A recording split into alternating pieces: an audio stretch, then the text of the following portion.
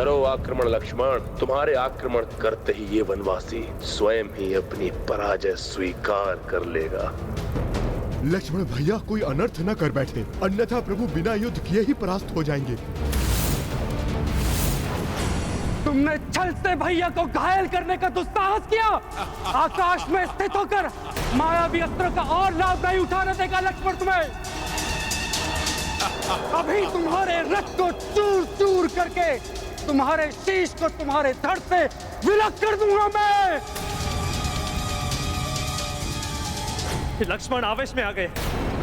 यदि उन्होंने युद्ध में हस्तक्षेप करके रावण पर आक्रमण कर दिया तो प्रण के अनुसार प्रभु श्री राम को अपनी पराजय स्वीकार करनी पड़ेगी। हाँ देवराज, प्रभु श्री राम का वचन अडिग। ये तो जग प्रसिद्ध कि रघुकुल रीत सदा चली आए, प्राण जाए पर वचन ना जाए।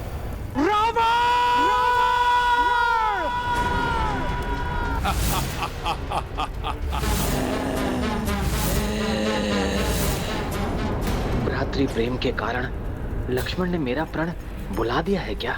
कहीं ये आवेश अनर्थ का कारण न बन जाए। इस वनवासी से बिना युद्ध किए से पराजित करना है तो यही उचित समय होगा लक्ष्मण को उकसाकर उसे आक्रमण के लिए बाध्य करने का। बस लक्ष्मण, बस। इन वानरों की भांति वानर गुण की देना बंद करो। यदि सच में तुम्हारी भुजाओं में बल है, यदि सच में तुम रघुवंशी हो तो आओ, युद्ध करो मुझसे, आक्रमण करो मुझ पर।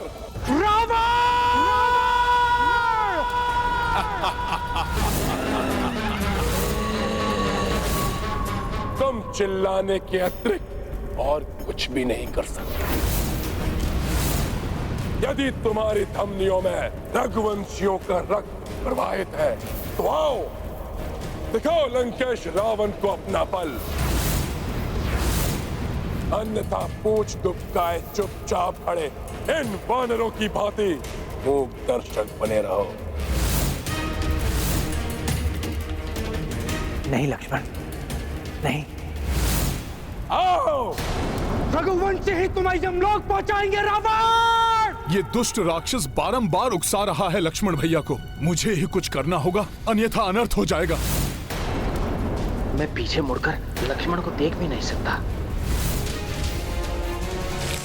नहीं लक्ष्मण भैया, रुक जाइए लक्ष्मण भैया।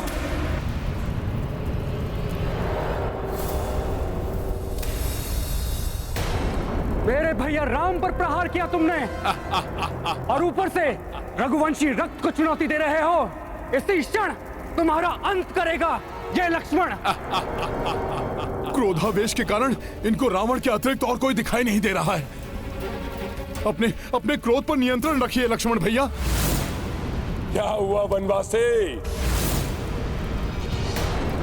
यदि तुम्हारे रक्त का उबाल ठंडा ना हुआ हो तो आओ, दिखाओ अपना सामर्थ्य। नहीं तो जाओ और छुप जाओ कीड़ों की भांति जाकर अपने किसी बिल में।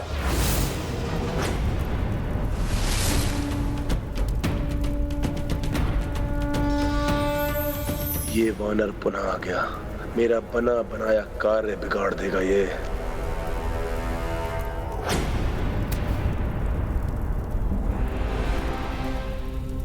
ऐसा अनर्थ मत कीजिए लक्ष्मण भैया।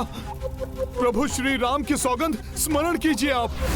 यदि आपने युद्ध में तनिक सा भी हस्तक्षेप किया तो प्रभु श्री राम को बिना लड़े ही पराजय स्वीकार करनी पड़ेगी। लक्ष्मण भैया, भैया मान जाइए। लक्ष्मण भैया, क्या आप चाहेंगे कि आपके कारण प्रभु का शीश झुक जाए,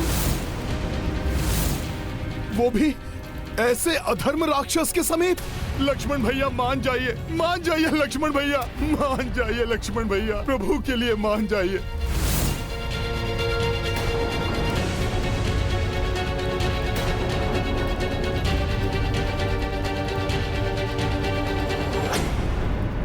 कि यदि इस युद्ध में मेरे पांव तनिक भी पीछे हटे या मेरी सेना में से किसी ने शस्त्र भी उठाया तो ये रघुवंशी राम उसी क्षण अपनी पराजय स्वीकार करने का। ये क्या करने जा रहा था मैं?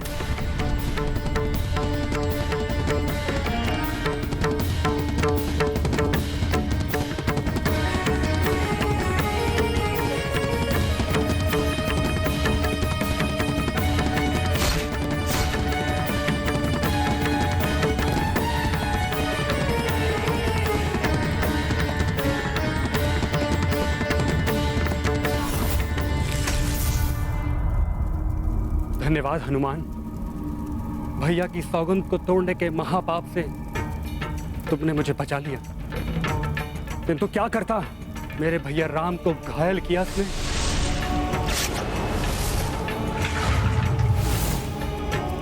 और मैं कुछ भी नहीं कर पा रहा हूं।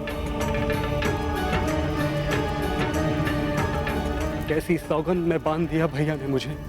रघुवंशियों की सौगंध ही रघुवंशियों के विनाश का कारण बनती रही है, और अब सौगंध ही पुनः तुम रघुवंशियों के विनाश का कारण बनेगी।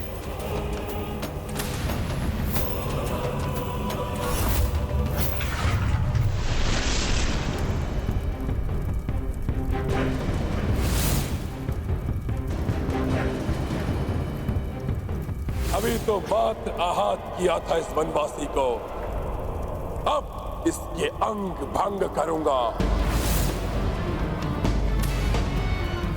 मेरी ऊंचाई मेरे प्रहारों को और अत्यधिक शक्तिशाली बना देगी।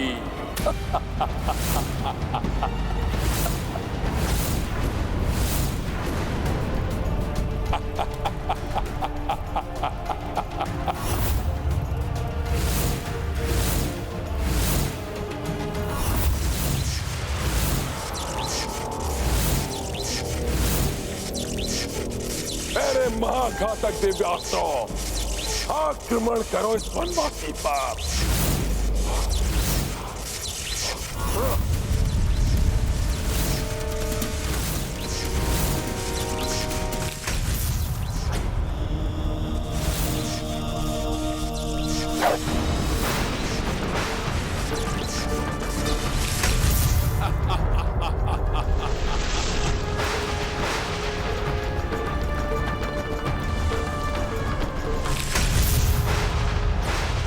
कहा था ना, इस ऊंचाई से किए गए सभी प्रहारों को रोकना असंभव है।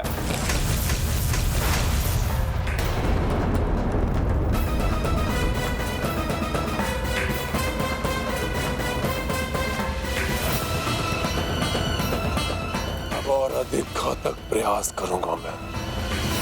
ये दुष्ट तो अपनी ऊंचाई का लाभ उठाकर प्रभु पर महाघातक प्रहार किए जा रहा है। अब मैं और नहीं रोक सकता स्वयं को, विवश हो गया हूं मैं।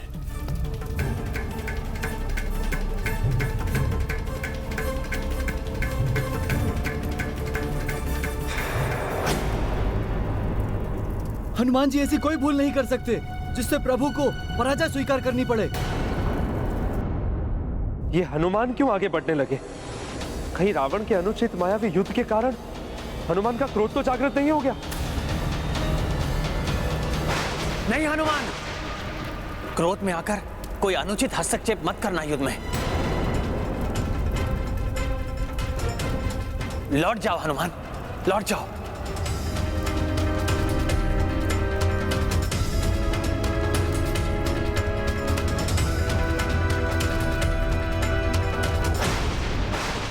प्रभु, आपने युद्ध में हस्तक्षेप करने के लिए हम सबको मना किया है।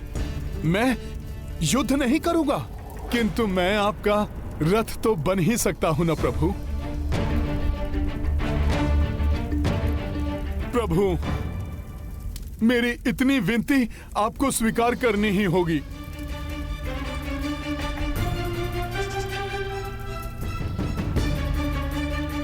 प्रभु, मैं आपको इस दुष्ट के समक्ष ऊंचाई पर ले जाऊंगा,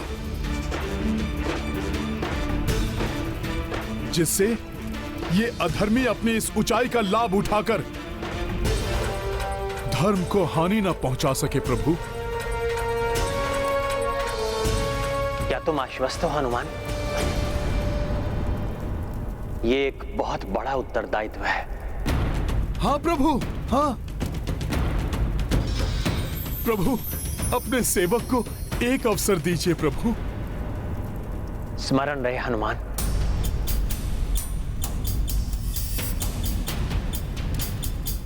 कैसी भी स्थिति उत्पन्न हो जाए, किंतु तुम एक डग भी पीछे नहीं हट सकते। अवश्य प्रभु। अहंकारी मुझे कहते हो वानर, परंतु अहंकार तो तुम दर्शा रहे हो। अहंकार नहीं है ये रावण। एक सेवक की सेवा है अपने स्वामी के लिए, निष्ठा है ये एक भक्त की अपने आराध्य के लिए।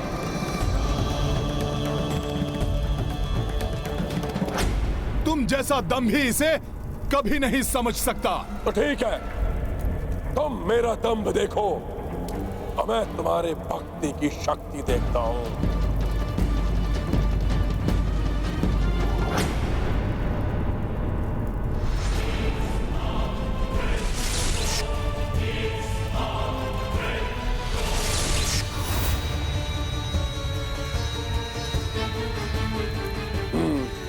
अभी देखता हूं उस सेवक को।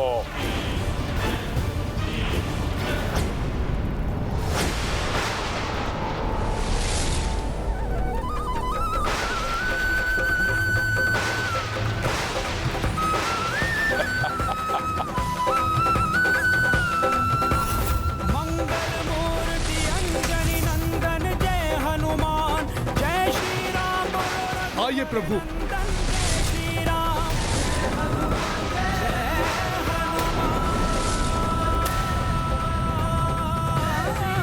चलो हनुमान।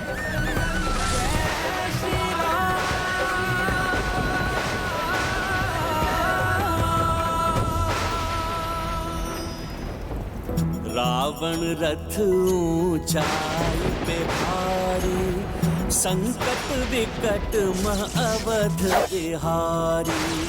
पवन तनय रथ राम के बने है, सब कक्षा दशनन के डटे है। राम जगत के संकट हारी, राम के काज कपीश सवारी।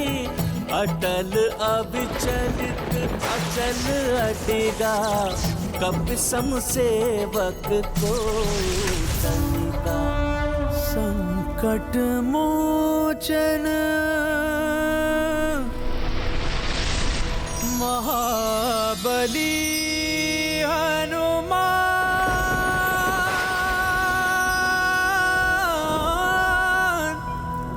महाबली हनुमान। आनंद!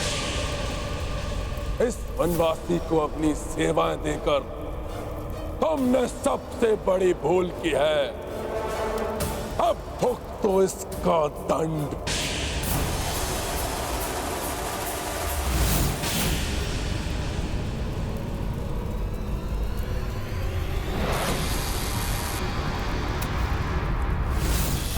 हनुमान का कोई अहित नहीं कर पाएगा तुम्हारा ये अस्त्र, अधर्मी रावण।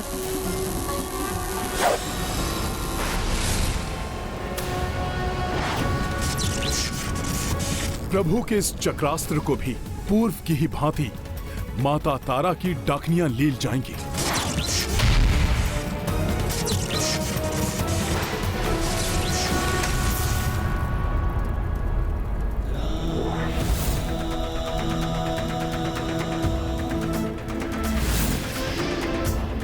रावण के अस्त्र को काट दिया प्रभु के अस्त्र ने।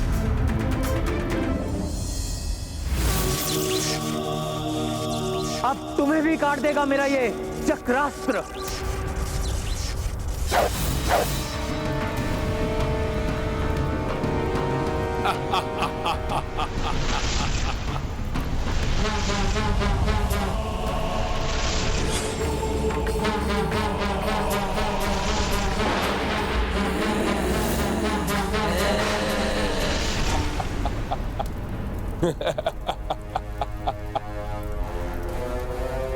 मुझे क्षति पहुंचाने के तुम्हारे सारे प्रयास विफल हो जाएंगे वनवासी। देवेश्वर, मेरे ही अंश देवी तारा द्वारा प्रदत्त सुरक्षा के कारण ही श्री राम के समस्त प्रयास विफल हो रहे हैं। अपनी निषिद्ध पूजा द्वारा देवी तारा को विवश करके रावण अनुचित लाभ उठा रहा है। नियम के विरुद्ध चलकर या लघु एवं अनुचित मार्ग से किसी वस्तु या शक्ति को प्राप्त करने वाला क्षणिक सुख तो पा लेता है, किंतु अंत में उसको उसका दुखदायी परिणाम भी भोगना पड़ता है। विजय धर्म के मार्ग पर चलकर ही मिलती है, अधर्म या अनीति से नहीं। प्रभु, इस राक्षस राज को भले ही देवी तारा की सुरक्षा मिली हुई है, किंतु इसके धनुष, इसके अस्त्र शस्त्र और रथ आदि को सुरक्षा नहीं मिली है देवी तारा से। तुम सत्य कह रहे हो हनुमान। सर्वप्रथम इसके मायावी रथ को ही भंग करता हूं।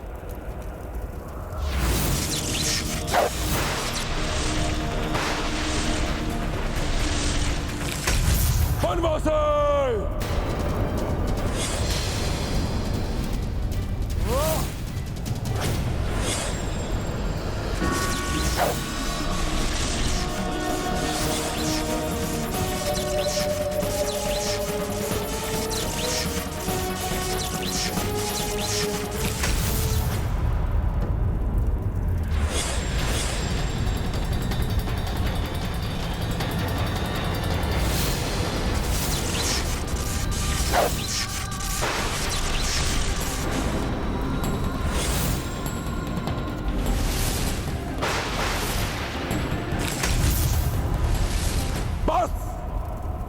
बहुत हो गई तुम्हारी ये क्रीड़ा वनवासी। महादेव प्रदत्त धनुष प्रकट हो।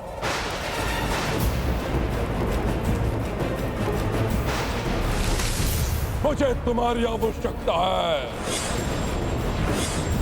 प्रकट हो।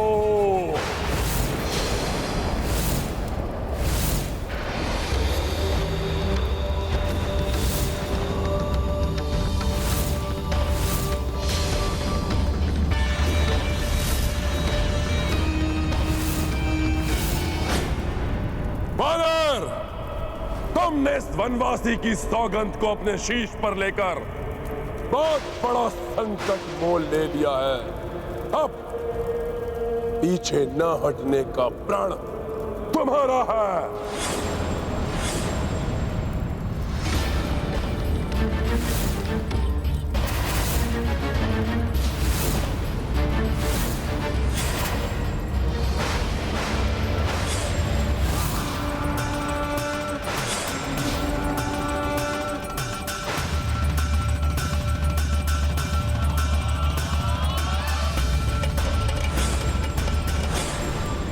देखो वायु पुत्र वानर, मैं तुम्हें वायु अस्त्र से ही पीछे ढकेलता हूं।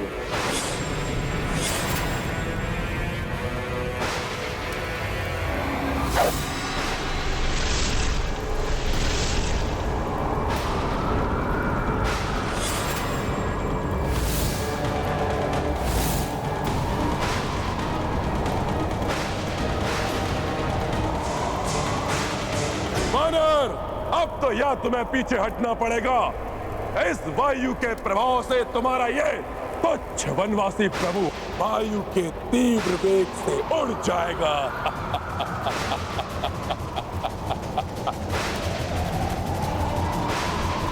वायुवास्त्र से उत्पन्न ये तीव्र वायु तो हम सबको ही उड़ा देगी।